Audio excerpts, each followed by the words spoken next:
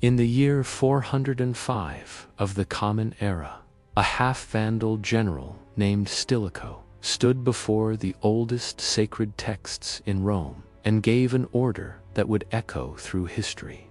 The Sibylline books, prophecies that had guided the Republic and Empire through wars, plagues, and catastrophes for nearly 1,000 years, were to be burned, not preserved, not archived, not even locked away in some deeper vault, destroyed utterly. Within hours, scrolls of ancient Greek verse, written by the hands of long-dead priests, turned to ash and smoke above the Capitoline hill. What knowledge died in those flames? What futures went unspoken? And what could be so dangerous that the man sworn to protect Rome would obliterate its most sacred oracle? To understand what burned that day, we must journey back through centuries across the Mediterranean to a cave where prophecy itself was born, and into the minds of people who believed the future could be known, controlled, and perhaps even negotiated with the gods. The story of the Sibylline books is not simply the tale of ancient texts. It is a story about power and how societies manage uncertainty. It is about the very human need to see beyond the present moment, to grasp at certainty when the world feels ungovernable. And it is about how those who control prophecy control the state itself. Long before Rome became an empire, long before it was even a republic, there existed women throughout the ancient Mediterranean world who claimed to speak with divine voices. They were called Sibyls, a word whose etymology remains disputed, but which may derive from the ancient Greek for prophetess or council of Zeus. These were not priestesses bound to temples with established hierarchies and ritual calendars. They were something stranger, something more liminal. They dwelt on boundaries between the human and divine worlds, between civilization and wilderness, between the present and the unknowable future. The most famous of these oracular women was the Sibyl of Cumae, who prophesied from a cave along the volcanic coast of Campania in what is now southern Italy. The Roman poet Virgil would later immortalize her in the Aeneid, describing how the Trojan hero Aeneas descended into her cavern to seek guidance before his journey to the underworld. Virgil wrote of a vast cave with 100 mouths, from which the Sibyl's voice would echo and multiply, making her single utterance sound like a chorus of divine pronouncement. Archaeological excavations at Cumae have revealed an extraordinary tufa-stone passageway, over 100 meters long, carved deep into volcanic rock. Walking through it today, one can still feel the acoustic properties that would amplify and distort sound, creating an otherworldly resonance that ancient visitors would have interpreted as supernatural. But the Sibyl of Cumae was not alone. Ancient sources speak of 10, sometimes 12, Sibyls scattered across the Mediterranean world. There was the Delphic Sibyl, often conflated with the oracle at Delphi, but considered by some to be a separate prophetic voice. The Erythraean Sibyl from Ionia in Asia Minor, the Hellespontan Sibyl from the shores of the Dardanelles, the Phrygian Sibyl from the highlands of Anatolia, the Samian, the Cumaean, the Libyan, each operated in her own cultural context, yet all shared certain characteristics. They were women. They were often elderly or described as ancient beyond measure. They prophesied in states of ecstatic possession, their bodies becoming vessels for divine knowledge. And crucially, they stood outside the normal structures of religious and political authority. This pattern of investing prophetic power in marginal figures appears across human cultures with remarkable consistency. Among the peoples of Siberia and Central Asia, female shamans have historically served as intermediaries between the human and spirit worlds. In ancient Mesopotamia, priestesses of Ishtar would deliver oracles while in trance states. The Pythia at Delphi, though part of an established temple complex, was always a woman, often selected from among the common people rather than aristocratic families. In Mesoamerica, Mayan prophets and seers frequently operated from the edges of political power. Even in ancient China, oracle bone divinations were often performed by specialists who existed somewhat apart from Confucian bureaucratic hierarchies. Why do societies so consistently locate truth-telling authority in liminal figures?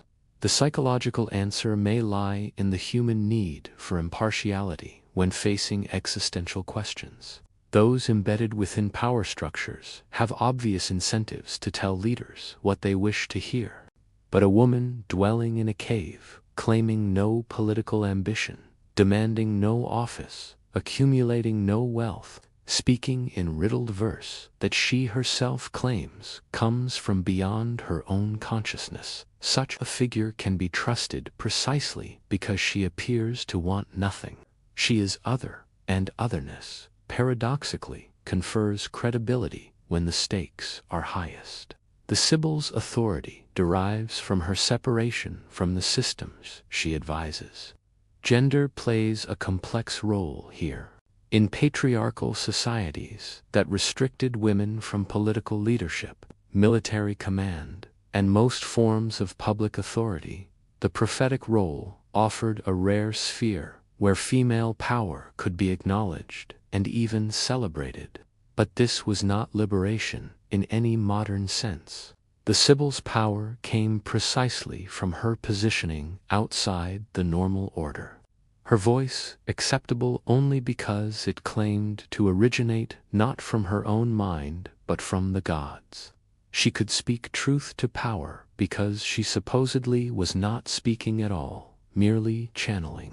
It was from this tradition, from the cave at Cumae specifically, that Rome's most consequential sacred texts would emerge. Though the story of how they came to the city is wrapped in legend, so perfect it feels crafted by the gods themselves. The tale goes that sometime in the 6th century, before the Common Era, during the reign of Tarquinius Superbus, the last king of Rome, an old woman appeared at the gates of the city. She carried with her 9 books written in Greek verse and offered to sell them to the king.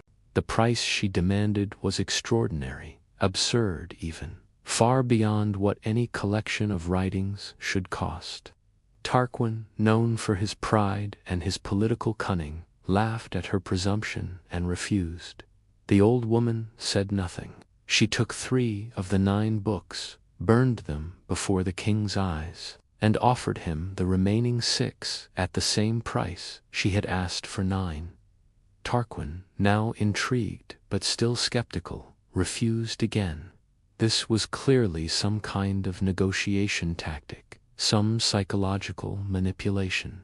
The woman burned 3 more books. Now only 3 remained, and she offered these to the king at the original price, the price she had asked when there were 9. Something shifted in Tarquin's mind. Perhaps he recognized in that moment that this was no ordinary merchant haggling over goods. Perhaps the very absurdity of the proposal suggested divine origin, for what mortal would destroy her own product rather than lower her price? Perhaps he feared that if he refused again, she would burn the final 3 books, and Rome would lose whatever knowledge they contained forever. Whatever his reasoning, Tarquin paid the full original price for the 3 remaining books.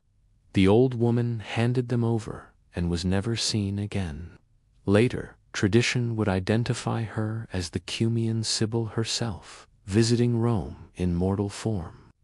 This founding myth is extraordinarily sophisticated when examined through the lens of decision-making psychology. The Sibyl, whether she existed as described or not, deployed what modern behavioral economists would recognize as the scarcity principle.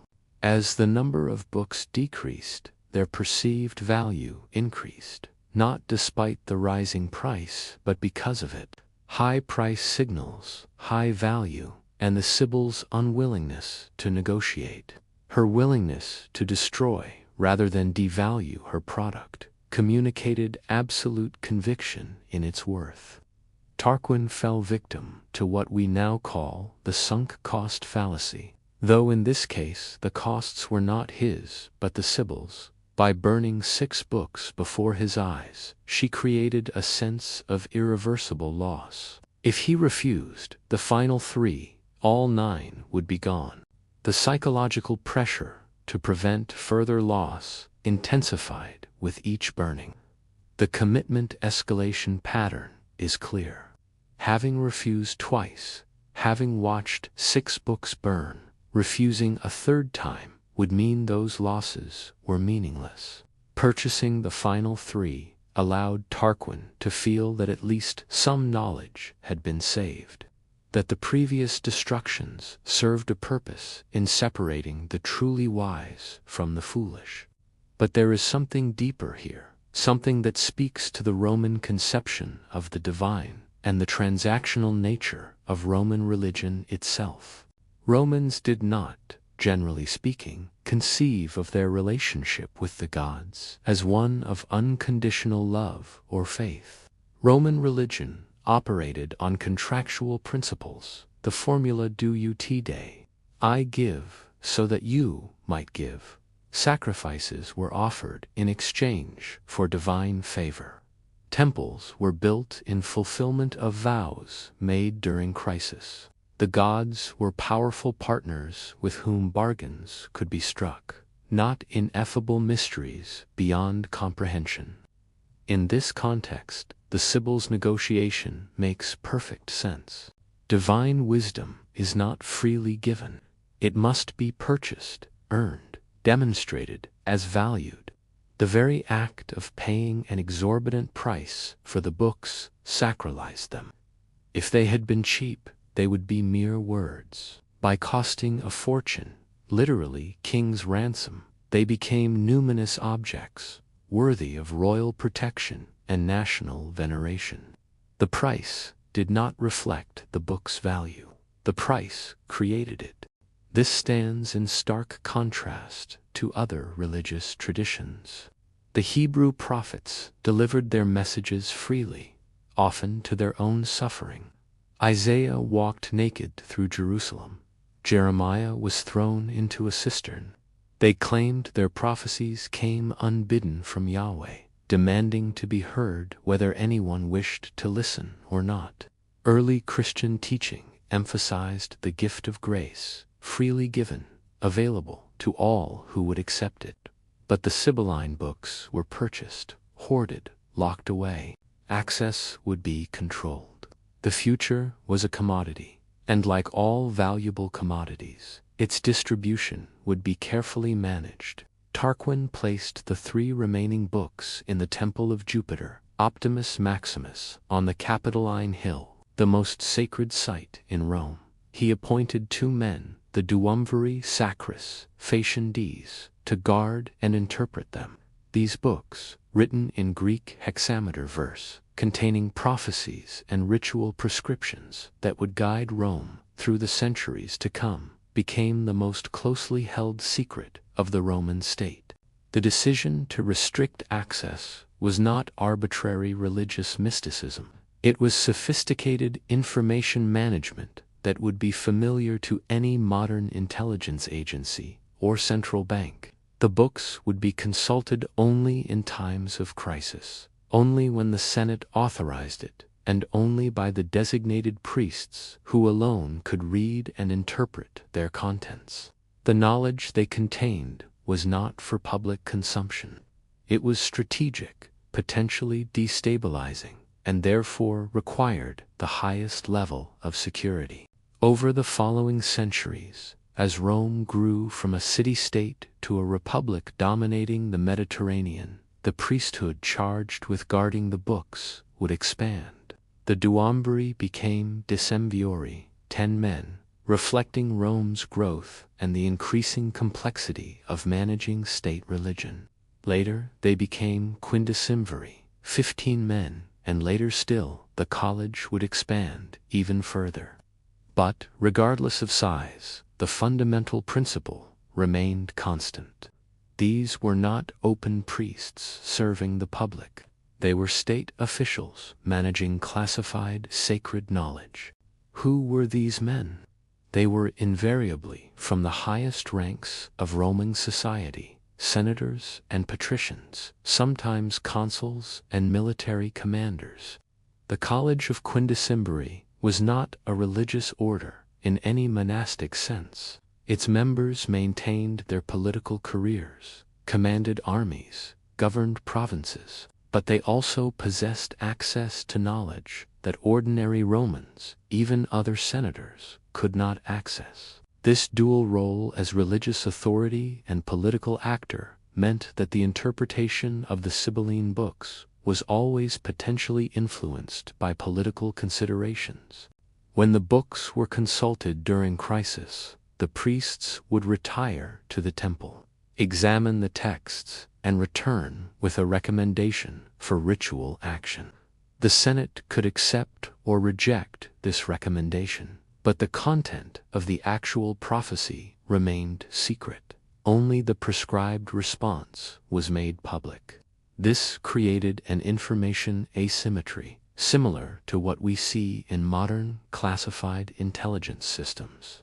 The intelligence community presents findings to political leadership, but the sources and methods remain protected. Central banks make policy decisions based on economic models and data that are not fully transparent to the public. The justification in each case is similar. Full transparency would undermine effectiveness, allow manipulation, or cause panic. Whether this logic is sound or merely convenient for those in power is a question that troubled ancient Romans as much as it troubles modern democracies. The physical security surrounding the books was extraordinary. They were kept in a stone chamber beneath the Temple of Jupiter, accessible only to the Quindus. After a devastating fire in 83, before the Common Era destroyed the original 3 books, Rome sent envoys across the Mediterranean to collect Sibylline prophecies from other cities, particularly from Erythrae in Asia Minor, to reconstruct the collection. This new, expanded collection was even more carefully guarded. The books were recopied onto linen scrolls and stored in golden cases. Access protocols became more elaborate. The Senate had to vote formally to authorize a consultation. The priests who entered the chamber to read the books did so in ceremonial purity, having undergone ritual preparation. But security measures and restricted access only make sense if the content being protected is genuinely valuable or genuinely dangerous. What did the Sibylline books actually say? When were they consulted? And what effects did their prophecies have on Roman decision-making during the Republic and Empire? The historical record provides us with fascinating case studies. Moments when crisis drove the Senate to order the books opened, and when the resulting prophecies led to dramatic ritual and political actions. During the Second Punic War, when Hannibal's army had devastated Italy and threatened Rome itself, the city faced an existential crisis unlike any it had known. In 216, before the Common Era, following the catastrophic defeat at Cannae, where perhaps 70,000 Roman and Allied soldiers were slaughtered in a single day, panic gripped the city. The Senate ordered the Sibylline books consulted. The priests emerged with stunning recommendations. First, human sacrifice. 2 Gauls and 2 Greeks were to be buried alive in the Forum Boreum as an offering to appease the gods. Second, a foreign cult was to be brought to Rome. The goddess Cybele, the Magna Mater from Phrygia, was to be imported and given a place in Roman worship. Both actions were extraordinary departures from normal Roman practice. Human sacrifice was considered barbaric, something practiced by Gauls and Carthaginians, not civilized Romans. Yet, in extremis, the Sibylline prescription was followed. The sacrifice was performed. As for Cybele, her cult was ecstatic, involving drums, cymbals, self-castration by her priests, and frenzied dancing wholly alien to the restrained civic religion of Rome. Yet she was brought to the city, given a temple, and integrated into the religious calendar. What was happening psychologically? The Sibylline books functioned as a mechanism for cognitive dissonance reduction. The defeats at Trebia, Trasimene, and especially Cannae suggested that the gods had abandoned Rome, or that Rome had somehow fallen out of divine favor. But why? What had the city done wrong? The books provided an answer, not in the form of moral condemnation, but ritual prescription. The problem was not that Romans were bad people, but that they had failed to perform the correct religious actions. This was solvable. Perform the sacrifices, import the goddess, and divine favor could be restored. The prophecy transformed existential dread into a checklist. Moreover, these dramatic ritual actions served a collective psychological function. They demonstrated that leadership was taking decisive action, that the crisis was being addressed at the highest spiritual level, and that Rome had access to divine knowledge that Carthage lacked. The performance of the prescribed rituals unified the population around a shared ceremonial experience. This is social bonding through collective ritual, a pattern observed across all human cultures during times of threat.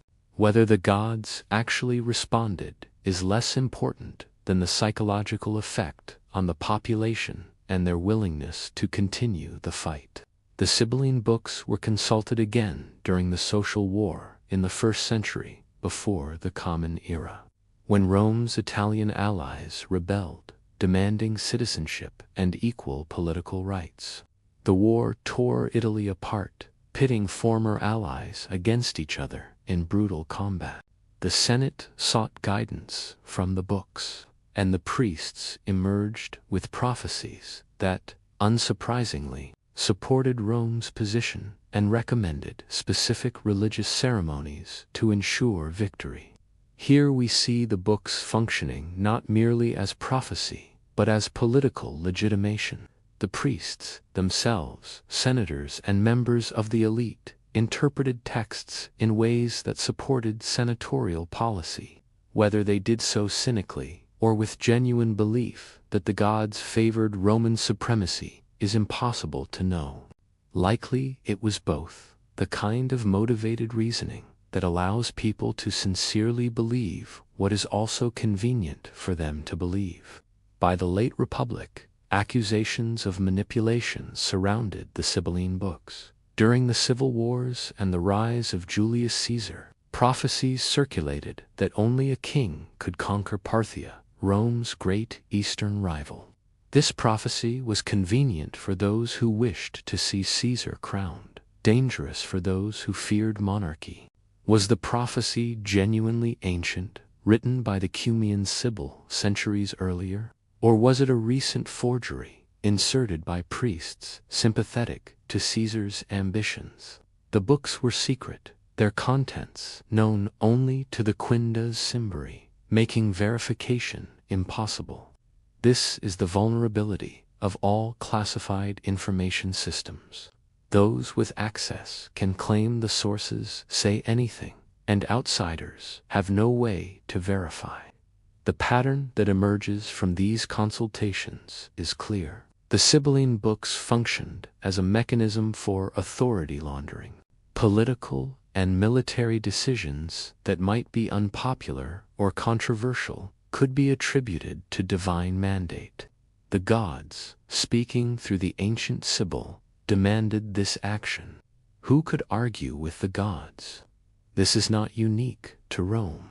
Throughout history, religious authority has been invoked to justify political decisions. Medieval European monarchs claimed divine right.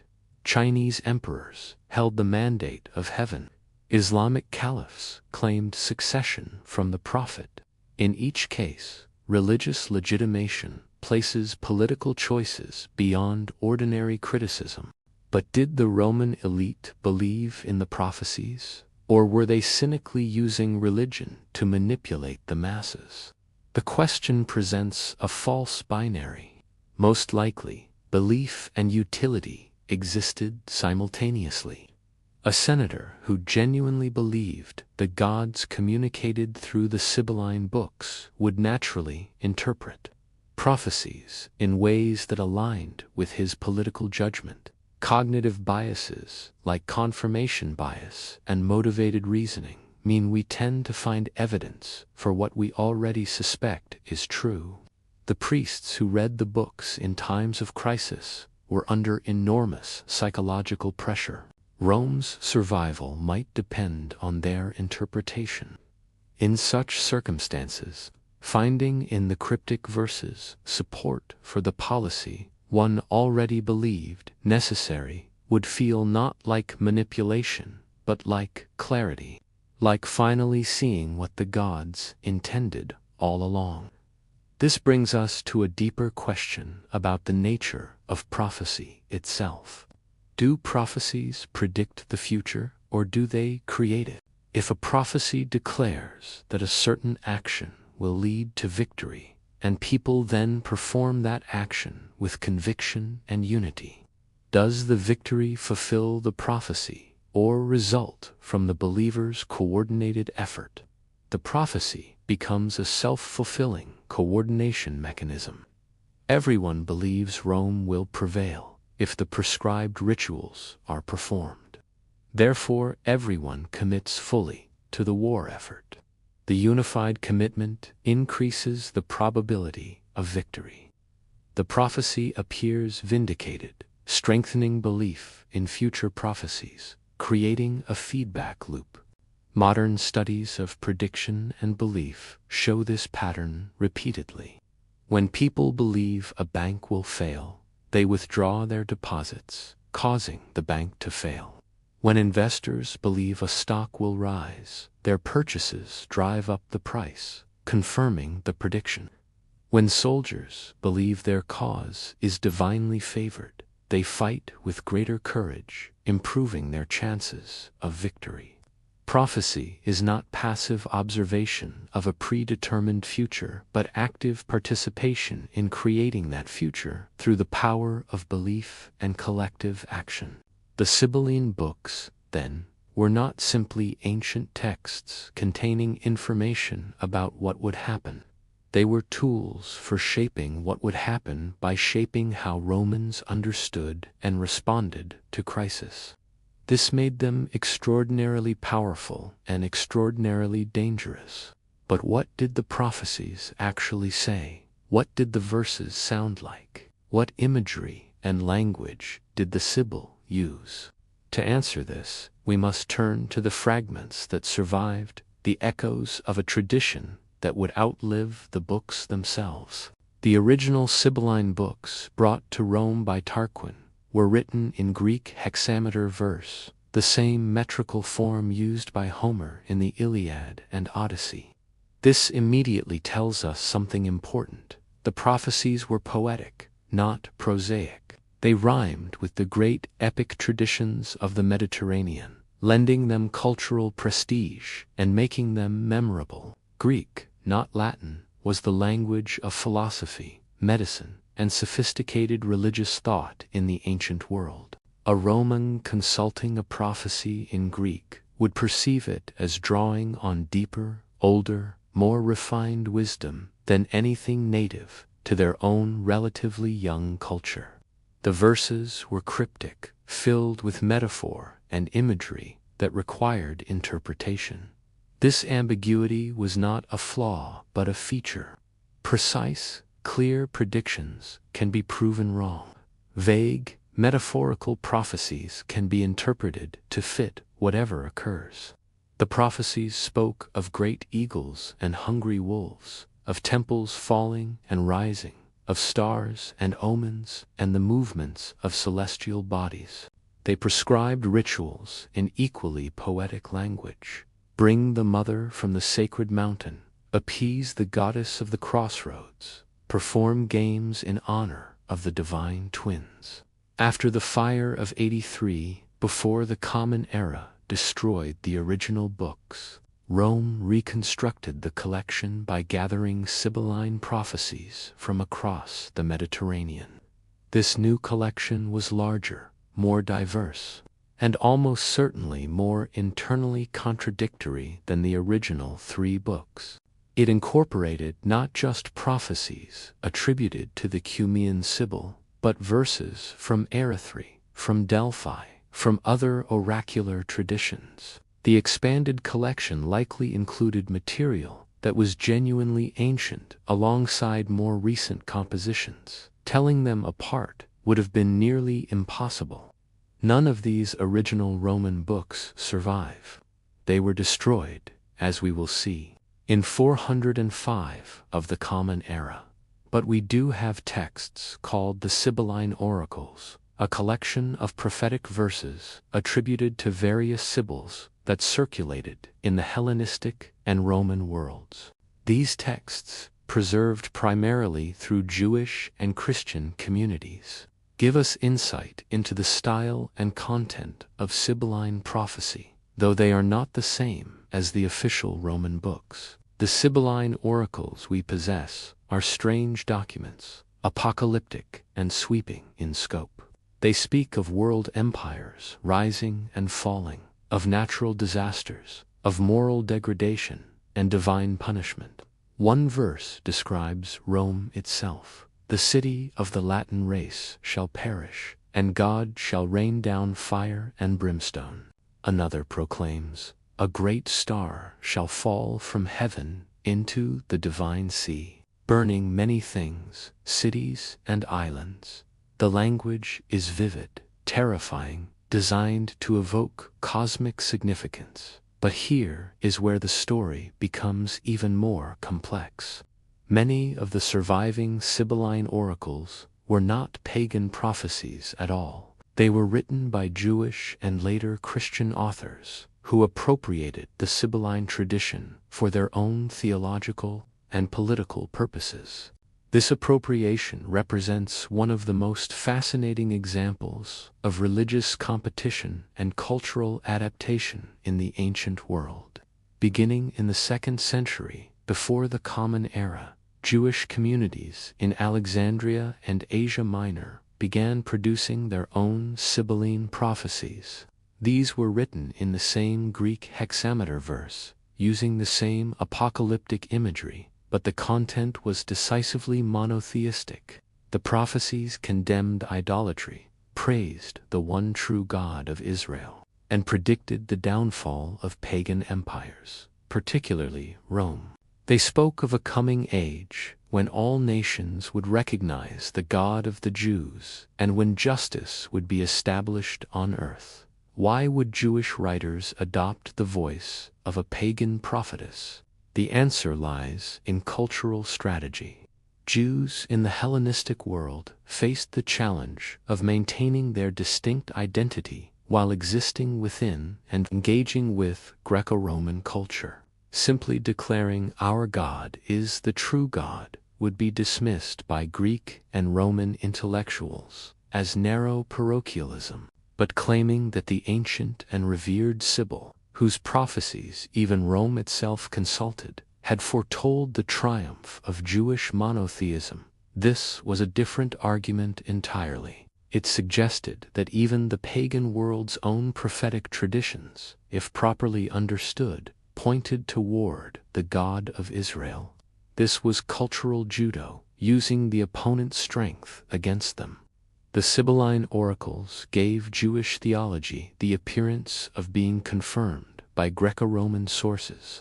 They suggested that monotheism was not foreign, but was actually the fulfillment of what the ancient world's wisest figures had always known. The strategy was sophisticated and, in its way, quite effective.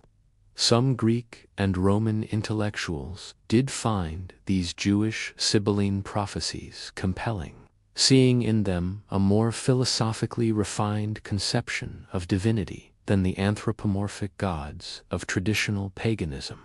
When Christianity emerged in the first century of the Common Era, it inherited and expanded this tradition.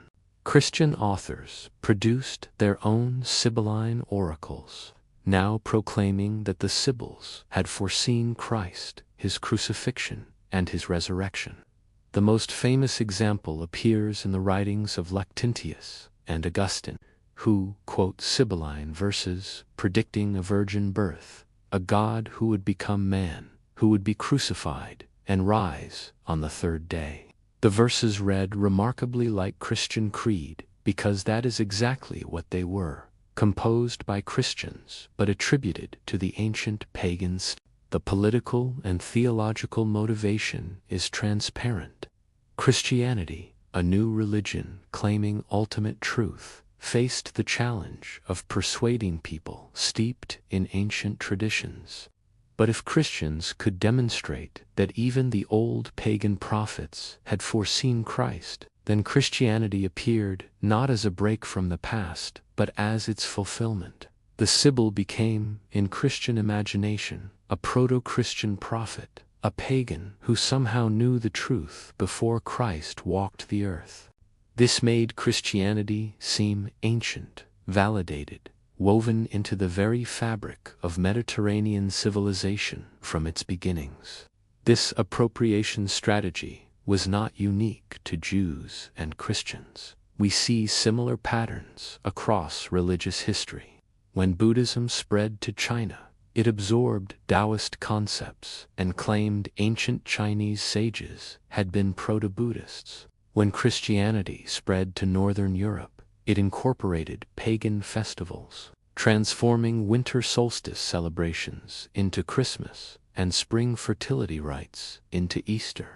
When Islam expanded, it incorporated Abraham, Moses, and Jesus as prophets, making Judaism and Christianity appear as incomplete precursors to the final revelation.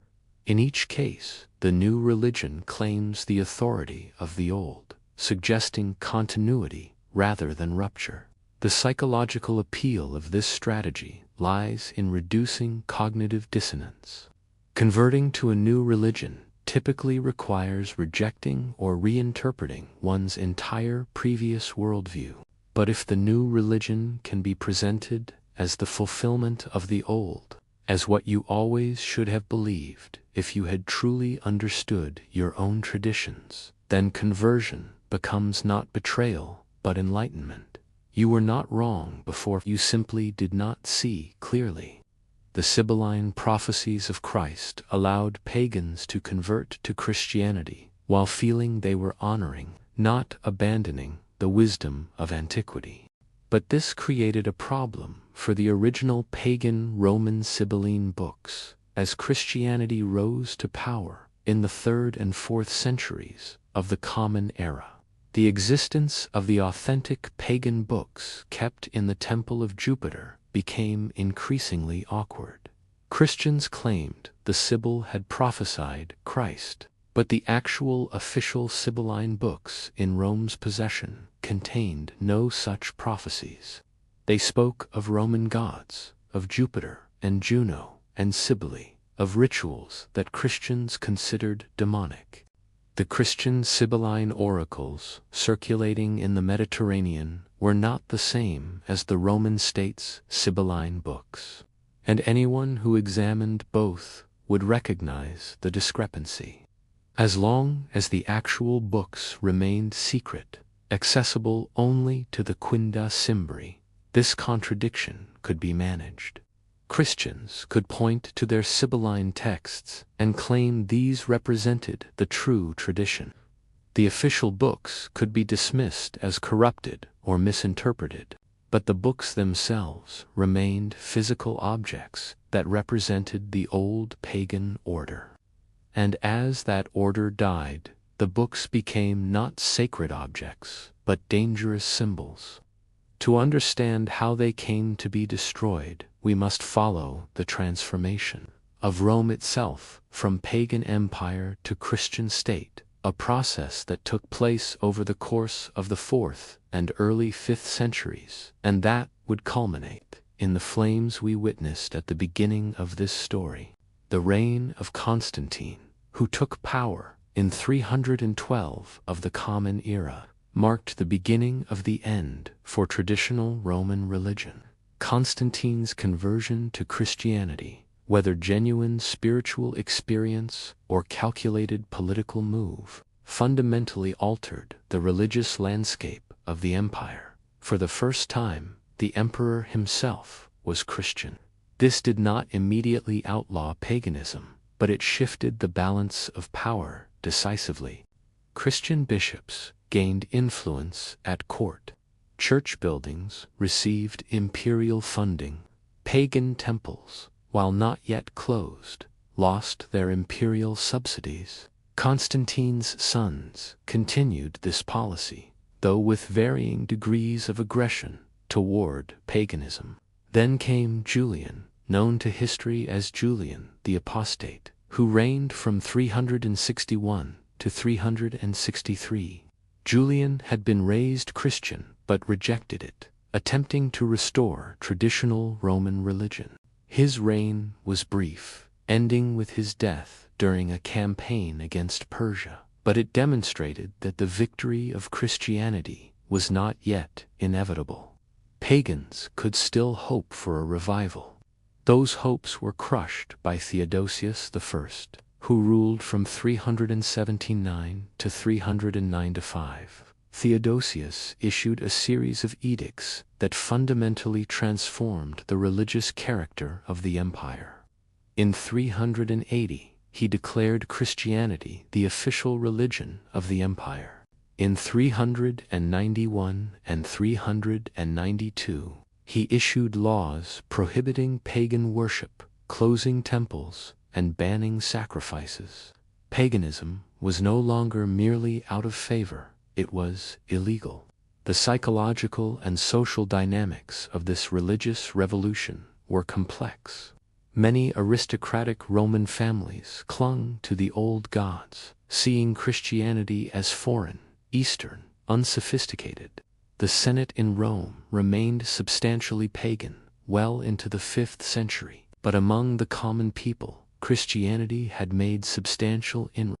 The religion offered salvation to all, regardless of social status, a message with obvious appeal to the poor and enslaved. It provided strong community structures and mutual aid networks that paganism, with its focus on state rituals rather than personal faith, could not match. As Christianity consolidated power, a pattern emerged that appears throughout history when one ideological system replaces another. Converts, especially recent converts, often become the most zealous opponents of what they formerly believed. This phenomenon, sometimes called the zeal of the convert, likely involves psychological mechanisms related to identity consolidation and cognitive dissonance resolution. Having made the costly decision to abandon one's previous beliefs, one must justify that decision by emphasizing how wrong those beliefs were. Acknowledging any value or truth in the old ways would suggest the conversion was unnecessary or incomplete. Therefore, the old ways must be completely repudiated, their practitioners condemned, their symbols destroyed. Christian mobs, sometimes encouraged by bishops, sometimes acting on their own initiative, began attacking pagan temples. In 391, the magnificent Serapeum in Alexandria, one of the great temples of the ancient world, was destroyed by a Christian crowd. Statues of the gods were smashed, libraries were burned, pagan intellectuals were sometimes murdered. The philosopher Hypatia was torn apart by a Christian mob in Alexandria in 415. This was not official church policy. Many church leaders condemned such violence, but the boundary between righteous destruction of demonic idols and criminal mob violence was blurry in practice. In this atmosphere, the Sibylline books became increasingly problematic. They represented the old order, the pagan state religion that Christianity was working to erase. They were kept in temples that Christians believed housed demons. They prescribed rituals that Christians considered worship of false gods. And yet they remained locked in their chamber, guarded by the Quintus Sibylline, a college that still existed even as its function became increasingly irrelevant in a Christian empire. Different emperors took different approaches to these remnants of paganism. Some, like Theodosius, pursued aggressive suppression. Others, like Honorius, who became Western Roman emperor in 395 at the age of 10, were weaker figures, controlled by advisors and generals. Honorius' reign would see the continued decline of the Western Empire.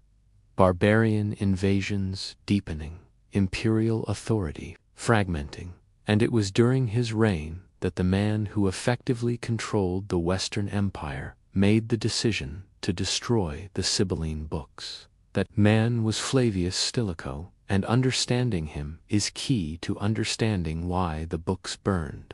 Stilicho was half Vandal, his father a member of the Germanic tribe that would later sack Rome, but Stilicho had risen through Roman military ranks to become Magister Militum, supreme military commander of the Western Empire. He was married to Serena, the niece and adopted daughter of Theodosius I, which gave him imperial family connections despite his barbarian heritage. When Theodosius died in 395, Stilicho became regent for the young emperor Honorius, wielding effective control over the Western Empire. Stilicho's position was precarious. He was a barbarian commanding Roman armies during a period of barbarian invasions. He was Christian but had risen to power within institutions that still bore pagan traces. He was regent for a weak emperor, which made him powerful but also made him a target for anyone who wished to claim power by deposing him. His entire political survival depended on demonstrating loyalty to Rome and to Christianity, proving that despite his Vandal blood, he was more Roman than the Romans, more Christian than the Christians. In 402, Stilicho defeated the Visigothic king Alaric at the Battle of Pollentia, temporarily saving Italy from invasion. But the threat remained constant. The empire was crumbling. Barbarian tribes crossed the Rhine in 405, devastating Gaul. Britain was abandoned. Spain was invaded. The Western Empire was in terminal crisis. It was in this context, in 405, that Stilicho ordered the Sibylline books destroyed. The sources give us little detail about the circumstances. The early 5th century Christian historian Rutilius Nemesianus mentions it, as does the pagan writer Zosimus, though both are brief and frustratingly vague about Stilicho's motivations. Modern historians have proposed several explanations.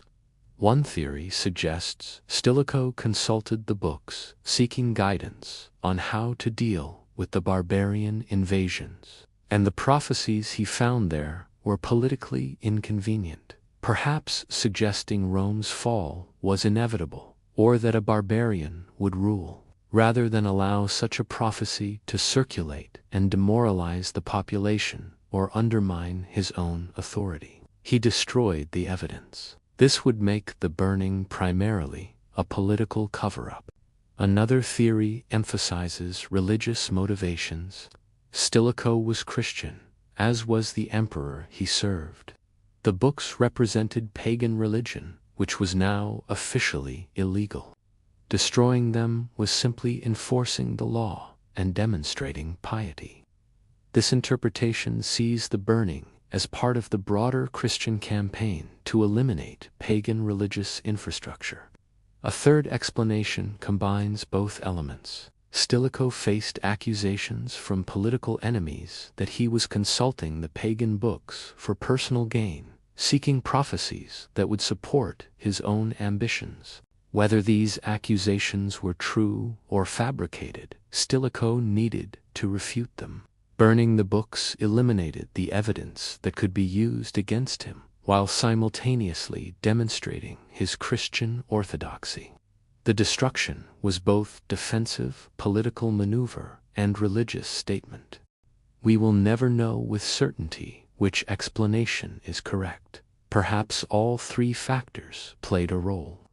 What we do know is that in 405, the last of the original Sibylline books were burned. The prophecies that had guided Rome for nearly 1,000 years, that had been consulted during the wars with Carthage, during the social war, during the civil wars of the late Republic, vanished. Whatever knowledge they contained, whatever genuine ancient wisdom or political manipulation or prophetic insight they held, was lost. The irony is that Stilicho himself would be dead within 3 years. In 408, he was accused of treason, arrested, and executed. The emperor he had served, Honorius, turned on him under pressure from rivals. Stilicho's destruction of the Sibylline books did not save him, and the empire he fought to preserve would fall in the West within a generation. In 410, Alaric and the Visigoths would sack Rome itself, the first time the city had been captured by foreign enemies in 800 years. Could the Sibylline books have predicted this? Could they have offered guidance that might have prevented it? Almost certainly not. The fall of the Western Roman Empire resulted from structural, economic, military, and political factors that no prophecy could have resolved. But the destruction of the books meant that no one could even attempt to consult them to seek in ancient verses some insight or psychological comfort during the final crisis. The burning of the Sibylline books fits into a larger pattern of cultural destruction that recurs throughout human history. When one civilization replaces another, when one ideology triumphs over another, there is often an impulse to erase the physical traces of what came before. This serves multiple psychological and political functions. It prevents nostalgia for the old order. It eliminates symbols around which resistance could organize. It demonstrates the totality of the new regime's victory. And it creates historical discontinuity, making it harder for future generations to understand or sympathize with the defeated culture. We see this pattern in the Qin dynasty's burning of books in ancient China, an attempt to destroy Confucian and other philosophical texts that challenged legalist state ideology. We see it in the Spanish conquest of the Americas, where conquistadors and missionaries destroyed nearly all Mayan codices, eliminating an entire written culture. We see it in the Nazi book burnings of the 1930s, targeting Jewish and politically subversive texts. We see it in the Islamic State's destruction of ancient monuments in Palmyra and other sites, attacking pre-Islamic cultural heritage. Each instance has its own specific context and motivations, but the underlying logic is similar.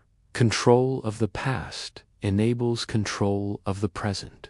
By eliminating the physical records of previous belief systems, the victorious ideology can more easily claim that its own truths are eternal, obvious, and unchallengeable. Alternative perspectives become literally unthinkable because the texts that contained them no longer exist. The counterargument sometimes offered is that what was destroyed was evil or false, and therefore deserved destruction. The Nazis claimed the books they burned spread dangerous ideas, The Spanish claimed the Mayan codices were demonic.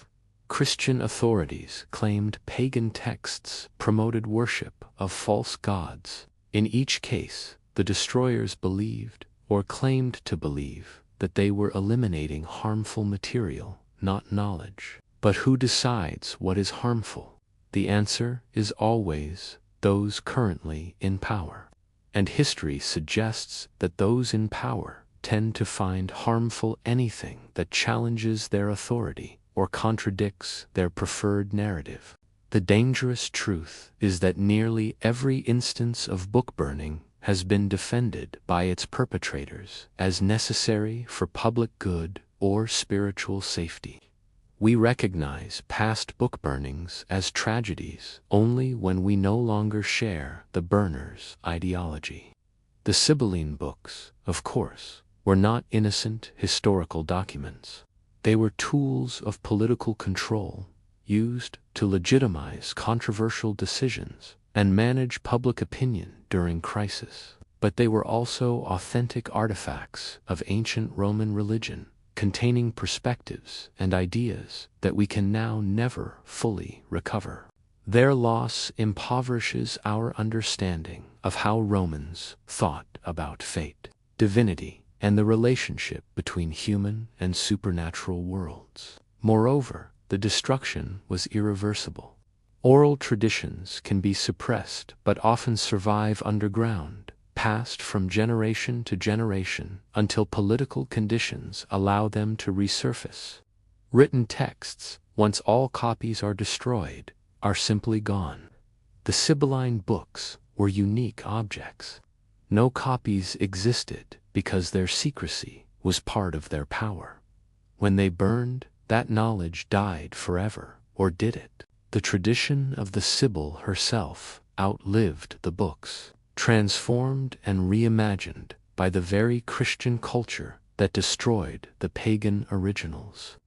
In the centuries following the burning of the books, the Sibyl became an increasingly important figure in Christian art and literature. Medieval and Renaissance Christians knew her primarily through the Christianized Sibylline oracles that predicted Christ and through her references in church fathers like Augustine and Lactantius. They saw her not as a pagan rival, but as a pagan prophet of Christianity, a gentle voice from the pre-Christian world who somehow knew the truth. When Michelangelo painted the ceiling of the Sistine Chapel in the early 16th century, he included 5 Sibyls alongside 7 Old Testament prophets: the Delphic Sibyl, the Erythraean Sibyl, the Cumaean Sibyl, the Persian Sibyl, and the Libyan Sibyl. All appear depicted as powerful, dignified women receiving divine revelation. Their inclusion alongside Isaiah, Jeremiah, and Daniel suggested that God had revealed himself not only to the Hebrew prophets, but also to these pagan seers, that the coming of Christ was foretold across all ancient cultures. This was the complete appropriation of the Sibylline tradition. The original pagan prophecies had been destroyed. The Sibyls themselves had been reimagined as proto-Christians. Their image now served to reinforce Christian universalism, the idea that all cultures, if they were wise enough, had glimpsed Christian truth even before Christ's incarnation. The original religious context was erased, replaced by a Christian narrative that used the Sibyls as supporting evidence for its own claims. Dante included the Sibyl in the Divine Comedy.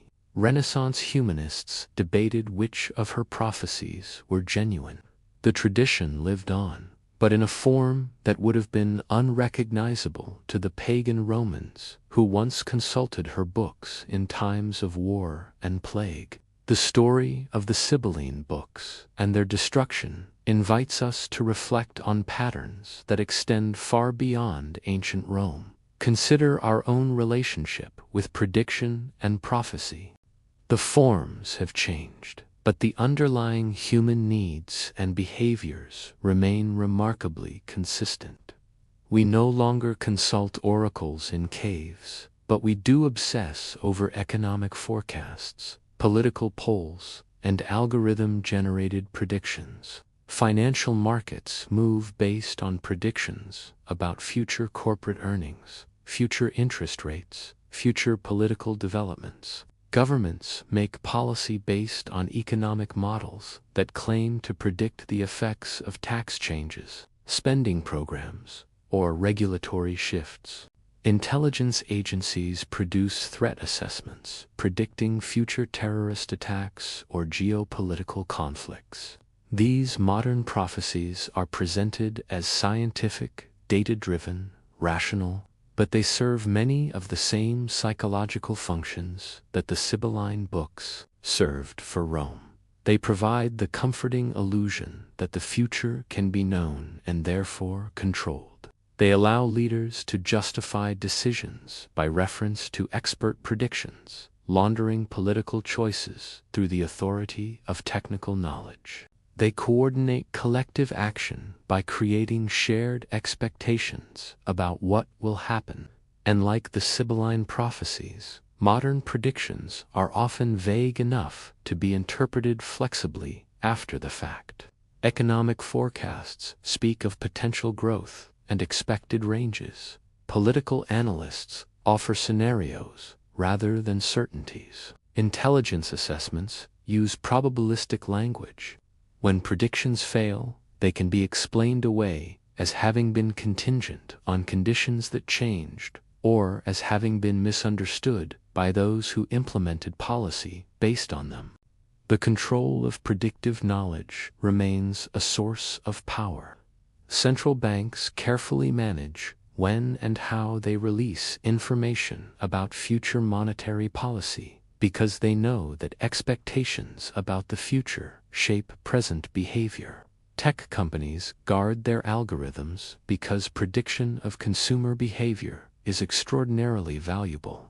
Intelligence agencies classify their sources and methods, just as the quindecimviri kept the Sibylline books secret, arguing that full transparency would undermine effectiveness.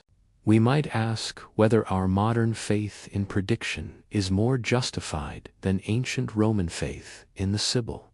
In some domains, certainly yes. We can predict celestial mechanics with extraordinary precision. We can predict the trajectory of a thrown ball.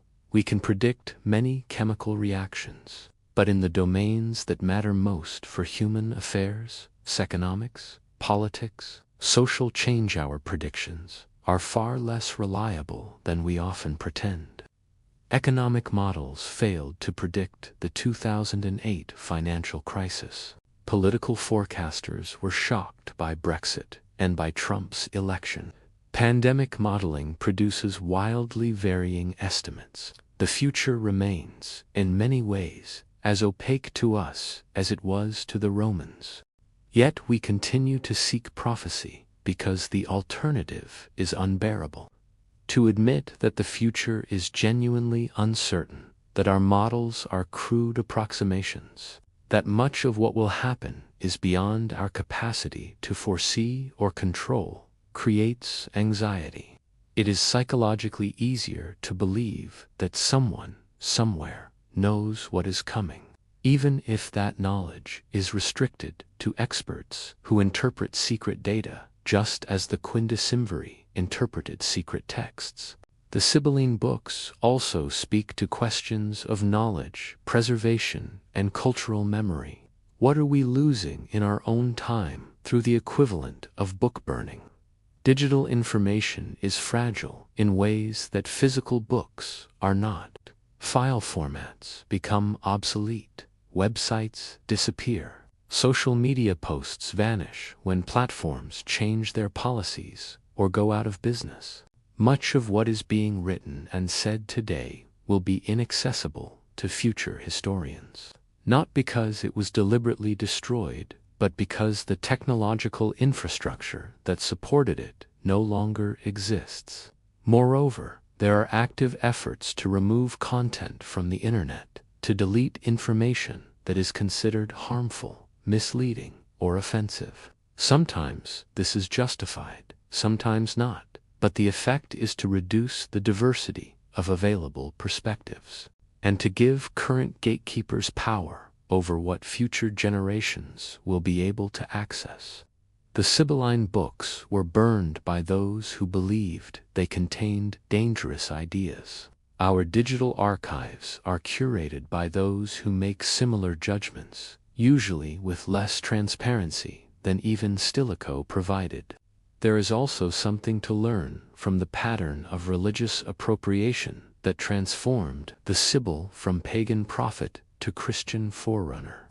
This pattern continues in contemporary culture, where new ideologies claim the authority of older ones, reinterpreting history to make it appear as a progression toward present beliefs. Political movements claim founding fathers as proto-versions of contemporary partisans. Economic schools of thought claim Adam Smith or Karl Marx as forebears, while ignoring aspects of their work that do not fit current orthodoxy. Scientific narratives present the history of science as steady progress toward current understanding, downplaying the extent to which past scientists operated within completely different conceptual frameworks. This is not simply dishonest. It is a deep human tendency to see the past as leading, inevitably, toward the present, to find in earlier thinkers confirmation of current beliefs. But it distorts our understanding of how people in the past actually thought, what they actually believed, and what alternatives to our own worldview have existed and could exist again. The Sibylline tradition, in its original form, represented a way of thinking about the relationship between human agency and divine will that is foreign to both modern secularism and to most contemporary religious thought. The Romans did not see themselves as passive recipients of whatever fate the gods decreed. They saw religion as transactional, something they could negotiate with through proper ritual. The Sibylline prophecies were not about passively accepting the future, but about learning what actions would produce desired outcomes. This is a different cosmology than either the mechanistic universe of science or the faith-based submission of much religious thought. By destroying the books and reimagining the Sibyl, Christianity eliminated this alternative religious logic. We can only dimly reconstruct it from fragments and references. This is what is lost in cultural destruction. Not just specific texts, but entire ways of understanding the world. Modes of thought that cannot be easily recovered once the contexts that generated them are gone. As we stand now in the 21st century, looking back across 1600 years to the burning of the Sibylline books, we can see the event as part of a long human story about knowledge, power, and the struggle to know what cannot fully be known. The books themselves are gone. The prophecies they contained are lost, but the questions they raise remain urgent. Who controls knowledge, and how do they use that control? When is restricting information justified, and when is it merely convenient for those in power? How do we balance the preservation of the past with the needs of the present?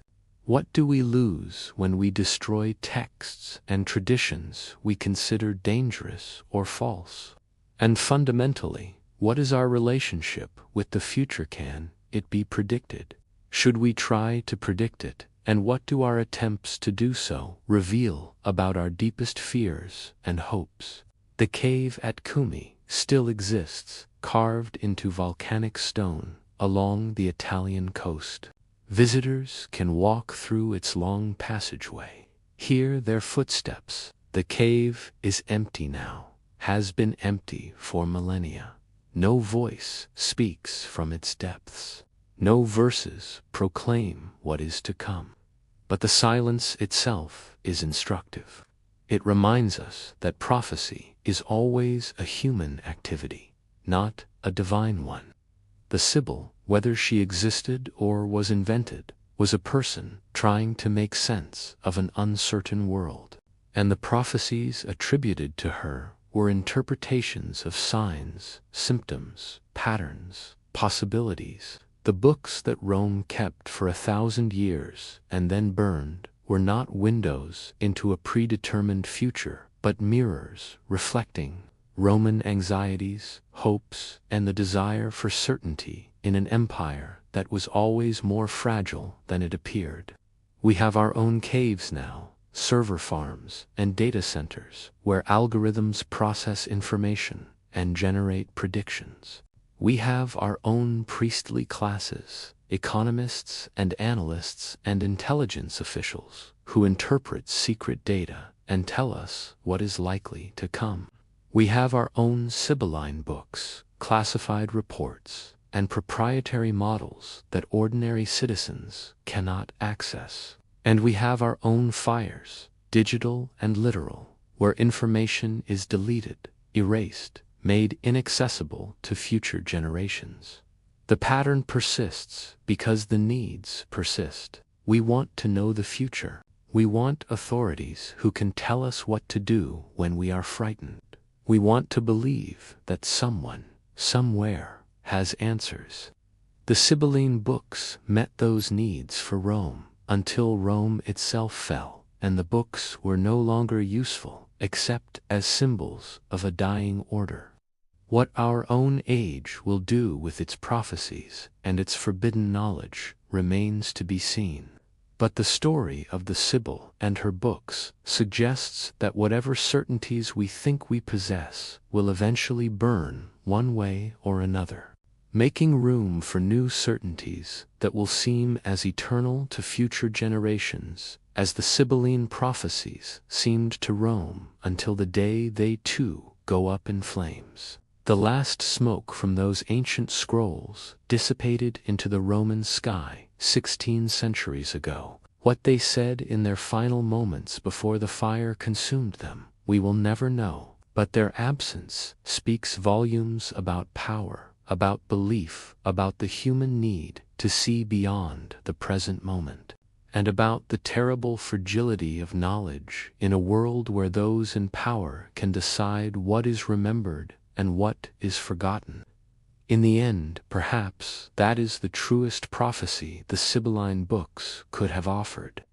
That all certainty is temporary, all power is fragile, and all knowledge, no matter how sacred or secret, exists only as long as someone chooses to preserve it.